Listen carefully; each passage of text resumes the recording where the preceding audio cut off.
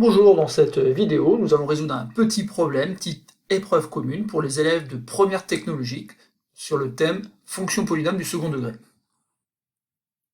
L'énoncé de l'exercice est le suivant, donc une micro-entreprise fabrique des ventilateurs vintage. Le PDG estime que la production pour le mois à venir doit être comprise entre 200 et 3000. On s'intéresse au volume de production qui maximise le profit de l'entreprise. On modélise donc ce profit exprimé en centaines d'euros par une fonction f définie par f de x égale moins 2x au carré plus 90x moins 400 pour un x compris entre 2 et 30. Alors pourquoi entre 2 et 30 ? Tout simplement ici parce que x représente a priori donc, puisque c'est entre 2 et 30, des centaines de ventilateurs. En effet, si x prend la valeur 2, ça sous-entend en fait ici qu'on va calculer donc le profit pour 200 unités produites, 200 ventilateurs produits. Et le résultat qu'on obtient, donc l'image par exemple de 2 par la fonction f, nous donnera donc le profit, et là c'est mentionné, en centaines d'euros. Ensuite, il y a 5 consignes à respecter ici. Donc c'est un exercice classique. Dans un premier temps, on vous demande de vérifier que 5 et 40 sont bien des racines du polynôme f de x, ce qui nous permettra dans un second temps de déduire la forme factorisée de f. Tout ça, ce sont des questions très classiques, qui permettra donc ensuite, après, de déterminer le signe de la fonction f sur l'intervalle de 30. Enfin, on pourra donc alors déterminer le maximum de la fonction f, et ensuite on vous demande à la dernière question d'interpréter donc tous ces résultats dans le contexte de l'exercice. Alors cet exercice, il faut absolument le maîtriser, car c'est un exercice classique, un exercice que vous allez peut-être retrouver en évaluation, ou peut-être même le jour d'une épreuve commune. Et je vous conseille donc d'appuyer sur pause, et essayer donc de répondre à ces 5 consignes très classiques. Donc passons à la correction de cet exercice. Donc première chose ici, il faudra donc déterminer si oui ou non 5 et 40 sont bien des racines de f de x. Sauf que vu comment est formulée la consigne, il est clair que ça doit fonctionner. Alors comment fait-on ? On calcule tout simplement l'image de 5 par la fonction f.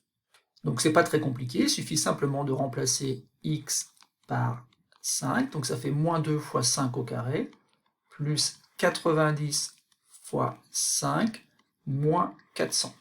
D'ailleurs, ici, il n'y a même pas besoin d'utiliser la calculatrice, puisque ça fait moins 2 fois 25, plus, ici, 5 fois 90, ça fait 450, moins 400. Bon, ici, ça fait moins 50 avec moins 400, et ça fait moins 450, mais plus 450, ça fonctionne, ça fait bien 0. Donc le fait d'avoir trouvé que l'image de 5 était 0, ça signifie que 5 est une racine de f de x. Maintenant, on va vérifier que 40 est aussi une racine de f de x, toujours en calculant l'image de 40 par la fonction f, donc je remplace x par 40,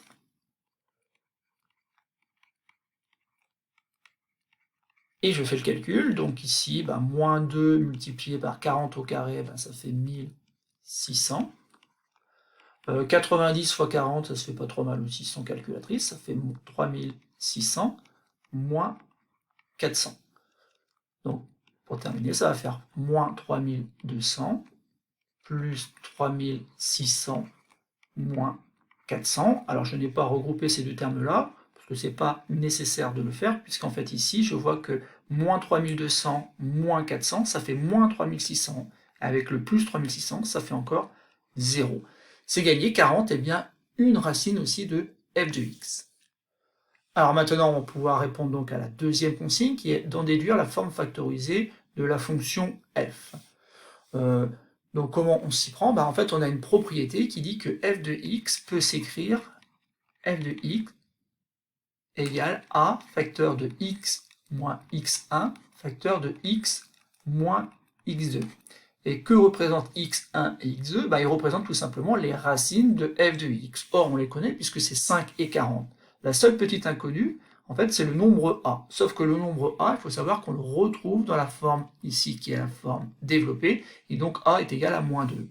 Donc, il suffit simplement d'écrire que si x appartient à l'intervalle de 30, f de x peut se réécrire moins 2, facteur de x moins 5, facteur de x moins 40. Donc vous voyez ici qu'il n'y a pas grand-chose à faire si ce n'est de réutiliser donc ce qu'on a vérifié à la première consigne, c'est-à-dire le fait que 5 et 40 sont bien des racines de f de x. Et ensuite, il y a un coefficient qui se trouve devant, qui est le coefficient A, qui est égal à moins 2, puisque c'est le même coefficient qu'il y a devant le x au carré. Passons maintenant à la troisième consigne. Donc il faut déterminer le signe de f sur l'intervalle de 30. Alors là, on a une propriété qui dit tout simplement que le signe, on va pouvoir l'obtenir à partir de ces formes factorisées. Alors cette propriété nous dit tout simplement que la fonction f s'annule en 5, donc c'est bien entre 2 et 30, et s'annule aussi en 40. Donc ça veut dire que l'image de 5 par la fonction f c'est 0, l'image de 40 par la fonction f c'est 0. Le seul petit souci que l'on a ici, c'est que 40 n'appartient pas à l'intervalle 2,30. Autrement dit, la fonction f est définie sur l'intervalle 2,30, mais 40, lui, n'appartient pas à cet intervalle-là, donc il ne faut pas le considérer. Néanmoins, pour voir un petit peu ce qui se passe, on peut le garder dans un premier temps, et se rappeler de la propriété qui dit qu'en fait f de x est tout le temps du signe de a, qui est en fait ici négatif, sauf entre les racines, sauf entre 5 et 40.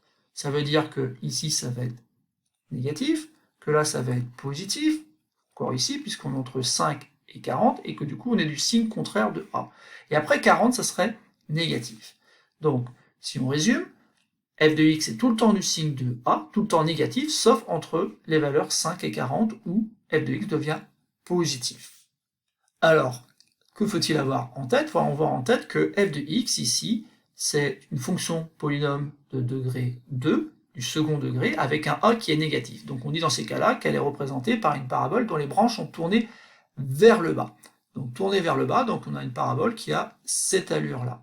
Et cette parabole coupe en 2 points l'axe des abscisses, et ces 2 points-là ont pour abscisse donc 5 et 40, c'est ce qu'on a démontré au début de l'exercice.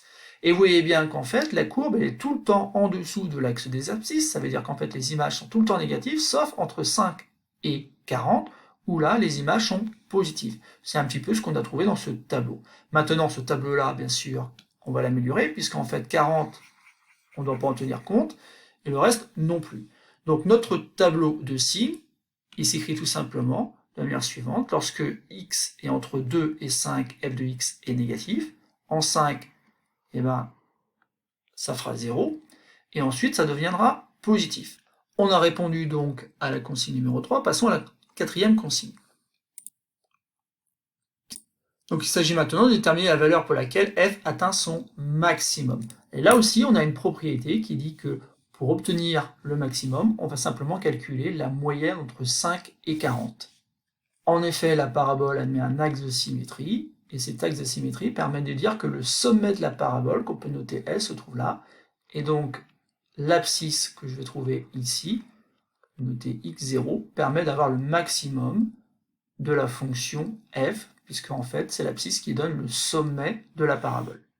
Et pour obtenir le nombre qu'il y a juste au milieu entre 5 et 40, en fait on calcule la moyenne de 5 et 40, donc faisant 5 plus 40 le tout divisé par 2, et on obtient 22,5.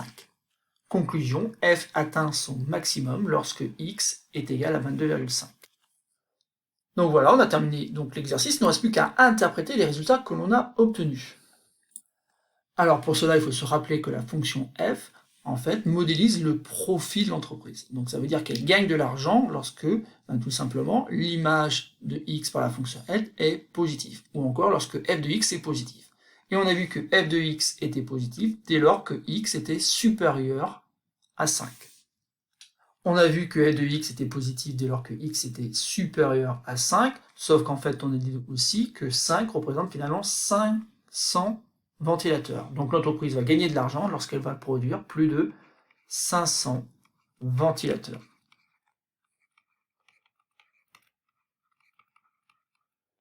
Mais le but, surtout pour l'entreprise, c'est de savoir quand est-ce qu'elle va réaliser le plus grand profit possible, lorsqu'elle va maximiser donc le profit.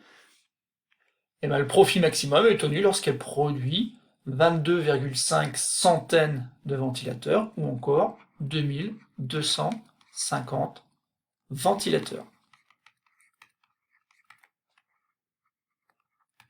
Voilà, c'est tout pour cette vidéo. Il faut savoir qu'il faut maîtriser toutes les consignes qui ont été demandées dans cet exercice. L'histoire du signe, c'est quelque chose de très classique que vous allez trouver dans d'autres exercices. Il n'y a que le décor qui va changer. L'histoire de trouver x pour lequel la fonction f admet un maximum, c'est quelque chose ici que nous aurons dans d'autres exercices, dans un contexte peut-être différent, mais il faudra néanmoins être capable de calculer donc la moyenne des deux racines. Voilà, j'espère que donc